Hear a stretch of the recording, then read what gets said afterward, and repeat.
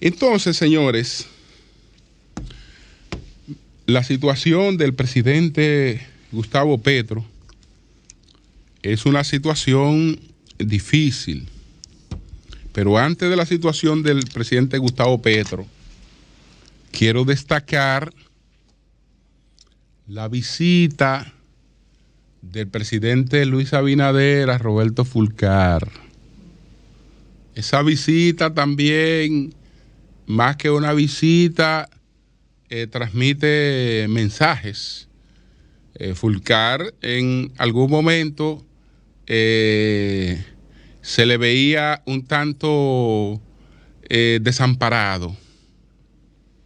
Esta es una visita solidaria, porque estamos hablando de que es una visita que se da sobre todo por una situación de salud. Es la visita a un amigo que ha confrontado problemas de salud. Esa es la parte. Pero en las situaciones que se han dado, que se dieron con esa persona, en un momento determinado se veía cierto desamparo. Las cosas empezaron a cambiar un poco cuando se produjeron algunas intervenciones que obligaron al PRM, al propio gobierno, a cambiar de postura frente al caso Roberto Fulcar. Entonces ahora el presidente lo visitó, Fulcar informó de su llegada al país, llegó un día después de la rendición de cuentas del presidente Abinader, no un día antes, un día después llegó de la rendición de cuentas del presidente Abinader. Yo les resalto la fecha porque para mí no son cosas que son del azar. Un día después llegó. Él ha informado que está en un proceso de recuperación, que así sea. Sabemos de sus padecimientos por las versiones que ha dado la familia de una colitis ulcerativa, etcétera, pero nunca hubo ningún parte médico explicando cuáles eran las dolencias de Roberto Fulcar. No quiere decir eso que esas dolencias no existieran. Desde luego yo estoy absolutamente convencido de que estuvo enfrentando una situación delicada de salud.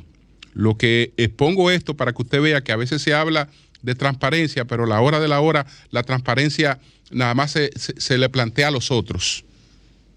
A la hora que usted tiene que ejercerla, no la ejerce.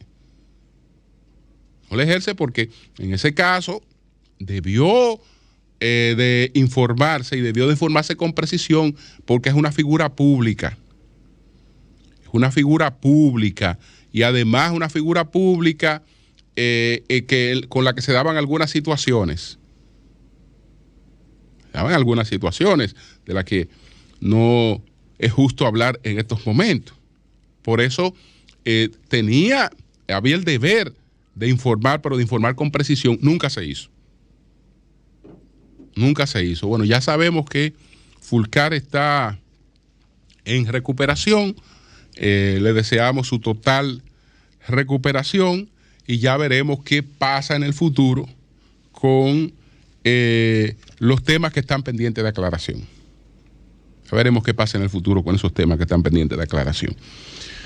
Pero bueno, lo de Nicolás Petro, Gustavo Petro, el presidente de Colombia, que él está comprobando lo que decía Miguel Primo de Rivera, el dictador del primer cuarto del siglo en España. Fue del 1923, el golpe de estado de Primo de Rivera fue en el 23 y gobernó hasta el 30. Decía Primo de Rivera que esa silla de los presidentes, y la de él era la de un dictador, pero que esas sillas tienen más espinas que flores. Y Balaguer le llamaba la silla de los alfileres, que no sé de dónde viene esa metáfora, pero en el caso de Primo le llamaba la silla de las espinas. Entonces Petro ha comprobado que realmente se trata de la silla de las espinas, porque no bien sale de una crisis en la que tuvo que sustituir a 3 ministros, uno de los más populares ministros por renuncia, una crisis real de gabinete. Una crisis de gabinete que dejaba a su gobierno un poco mal parado por el prestigio de la gente que se desvinculaba del gobierno. Entonces, después de esto, viene esta situación que él ha asumido bien. Es decir, que él la ha asumido bien. Porque resulta que la ex esposa, la ex pareja del hijo mayor de él, le dio una entrevista a la revista Semana, que es una revista muy prestigiosa de Colombia, y en esa entrevista, la revista Semana, ella informó que fue testigo de la entrega de sumas importantes de dinero al hijo mayor de Petro, que se llama Nicolás Petros Burgos. Y entonces también está implicado en haber recibido estos recursos un hermano de Petro, que es Juan Fernando Petro. Entre otros, dijo esta señora que ella fue testigo de más de 600 millones que le entregó un señor llamado Samuel Santander López Sierra, mejor conocido como el Hombre Malboro. El Hombre Malboro fue condenado por narcotráfico en Estados Unidos. Y entonces ella fue testigo, dice haber sido testigo de las entregas que el Hombre Malboro hizo para la campaña de Petro, pero que eso nunca llegó a la campaña. Que Nicolás Petro Burgos lo guardó en sus cuentas particulares.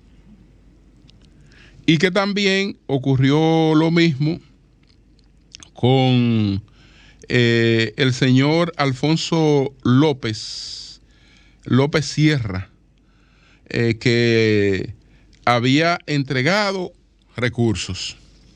Hay una combinación de cosas. Petro ha ofrecido una especie de paz para el narcotráfico. Él piensa resolver el problema del narcotráfico dando oportunidades al narcotráfico, porque él cree que lo que tiene a la gente traficando con droga es la falta de oportunidades. Y entonces él tiene programado una especie de amnistía. Tú me dejas las armas, te dedicas a las cosas buenas y yo te voy a buscar unos perdones. Entonces el hermano de Petro, lo que está implicado es que con grupos de abogados están recorriendo las cárceles vendiendo esos perdones anticipadamente y esas posibilidades. Ninguna de estas cosas parece que eran de conocimiento del presidente, porque fíjense que el dinero que se habla en la propia, denunciante dice que no llegó a la campaña de Gustavo Petro. El señor, el hijo de Petro, no desmiente lo del dinero. Lo que él dice es que no es procedencia ilícita. Él dice que ese dinero no es de procedencia ilícita, es decir, que realmente lo que se ha publicado, que aparecen recursos difícil de justificar en las cuentas de él es verdad. Ahora lo que dice es que ese dinero no es de procedencia ilícita y que estaría en disposición de demostrarlo. ¿Por qué Petro ha actuado lo correcto? aún sabiendo lo que esto debe representar para él, porque Petro lo que ha hecho es apoderar a la Fiscalía General de Colombia, la especie de Procuraduría General de la República, de que investigue el caso. Y ha dicho que no va a permitir este tipo de cosas, no importa que salga de su propia familia. Y hay que decir que Colombia tiene tradición en eso. Hay que decir que Gaviria, siendo presidente, su hermano estaba preso. Fue investigado y preso. Es decir, Petro no será el primer presidente colombiano con familiares presos desde el poder, estando en el poder, en caso de que esta investigación pues determine que estas denuncias son ciertas. Es decir, la institucionalidad judicial en Colombia está por encima de eso. Bueno, el propio Gustavo Petro fue destituido como alcalde de Bogotá. Ha sido destituido. No por temas de corrupción, sino por ya violación de normas. Violación de normas. Entonces, esto, ¿qué ocurre? Que Petro enfrenta una crisis económica como la enfrentan todos los gobiernos en estos momentos. Y su popularidad es el capital del que se dispone en una democracia para llevar tus planes adelante. Cuando pasas por situaciones, una detrás de otra, que te golpean la popularidad, aunque no seas el responsable directo, porque la responsabilidad penal es individual. Y sí pueden ocurrir cosas que no necesariamente, pues, una persona como él tenga conocimiento. Tenga conocimiento de eso, porque estoy seguro que él debe ser uno de los primeros sorprendidos en estas revelaciones que ya usted sabe, esto no se habla de otra cosa, pero él ha asumido una posición correcta. Ha asumido una posición correcta. Ojalá que pudiera superar este golpe, que es un golpe de imagen, un golpe personal, es algo que da realmente muy duro en términos personales. Ojalá que lo pueda superar y seguir adelante, porque a los países democráticos lo que siempre le conviene es que sus gobiernos democráticos agoten sus periodos y que cuando la gente quiera cambio, esos cambios se dan en procesos electorales. A propósito, él es el hombre del cambio. Él es el hombre del cambio, es decir, él es el hombre del cambio. Y ya vemos cómo se le ha trastornado esta imagen del cambio. Cambio y fuera.